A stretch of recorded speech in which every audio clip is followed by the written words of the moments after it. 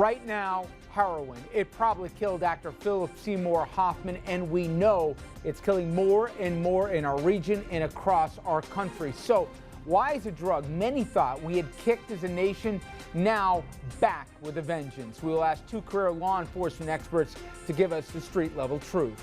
And then Chris Christie's bromance hug. We remember this. Well, it turns out that may be far from the only headache the governor is facing in the aftermath of Hurricane Sandy. Tonight, the housing expert who says Team Christie is cheating people out of critical aid that they ought to be getting.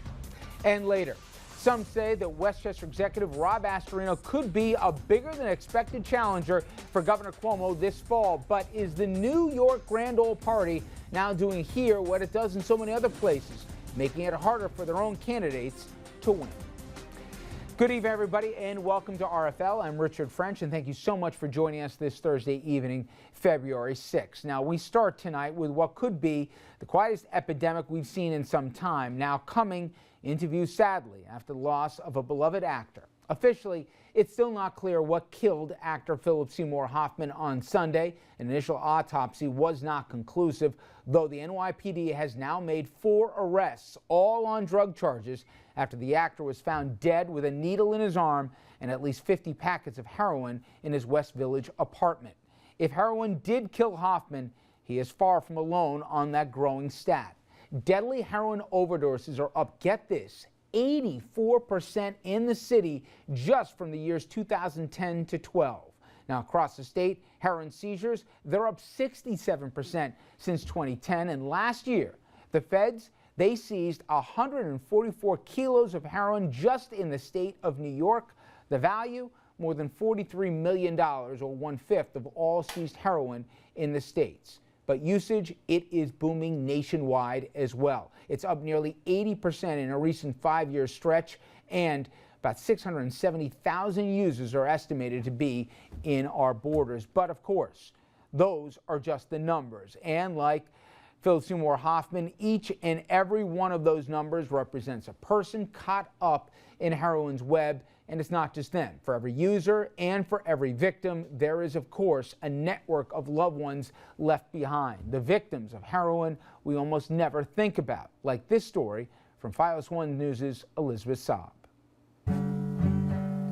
I really just couldn't believe that he had used again. It's been exactly 5 months since Michelle Medoff's brother Jordan died of a heroin overdose, just 1 month shy of his 24th birthday. I actually got a call from my mom around, I want to say midnight on a Tuesday, and she had told me that Jordan overdosed and that they were on their way to the emergency room. For Michelle, who had been crowned Miss Long Island just 3 weeks before, the shock is still raw. She and her parents believe Jordan had kicked the habit after a nearly 2-year stint in a Florida rehab. It was something that he kept so well under the radar that we just never were able to pick up on it. Jordan's story is like so many here on Long Island. Over the past 2 years, there have been more than 100 heroin-related deaths, 78 in Nassau County alone. Experts agree the stakes couldn't be higher. A population patients that have started abusing prescription drugs. There's very little stigma about taking a pill versus putting something in a syringe and injecting it. People develop habits very quickly because of their potency. Dr. Stephen Margulies is the Vice President of Clinical and Medical Services in the New York region for the Phoenix House. As people run out of money or really can't afford to buy the pills anymore, the next step is they're switching to heroin so they can maintain their habit.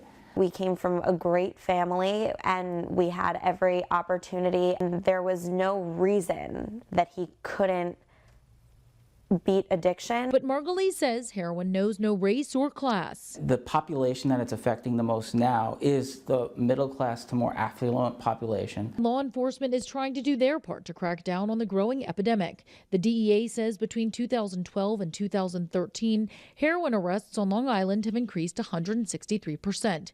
But it's heroin mills surrounding New York City, like this one dismantled in the Bronx at the end of January, that's fueling Suffolk and Nassau County's supply. It doesn't surprise me because it really is everywhere. A painful reminder that Michelle has to live with for the rest of her life. For Fios One News, I'm Elizabeth Saab. Thank you, Elizabeth. Now, after a quick break, heroin as our first responders see it. 2 veteran cops talk about the recent explosion in heroin use. and the deaths. That is straight ahead here on RFL.